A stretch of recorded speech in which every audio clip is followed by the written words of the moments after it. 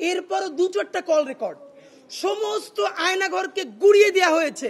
এরপর সামান্য দুই একটা দাগ, সেইটা থেকেই যেই ডকুমেন্টারি করা গেল তা আমরা কেউ নিতে পারতেছি না। এবার আপনি ভাবেন, যদি কোনো আয়নাঘর না ভেঙে অরক্ষিত রাখা হতো, যদি খুনি হাসিনার একটা কল রেকর্ডও ডিলিট করে না হতো, আজকে বাংলাদেশে হাতে যেই পরিমাণ প্রমাণ থাকতো তাতে আওয়ামী লীগ উচ্চারণ কথা তো দূরের কথা, আওয়ামী লীগের যে গণহত্যাকারী সেও মনে হয় সারাদিন আল্লাহর কাছে তওবা করতো। আমরা তো আওয়ামী লীগের কাছে সেই প্রমাণগুলো উপস্থাপন করতে পারি নাই, তাহলে সেগুলো কারা করেছে?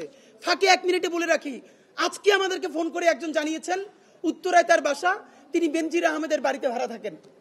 তিনি বলছেন যে বেনজির আহমদ এখনো তাদের লোকজনের মাধ্যমে, র্যাবের যে বেনজির হত্যাকারী, এখনো প্রতি মাসে ভাড়া তুলে নেয়।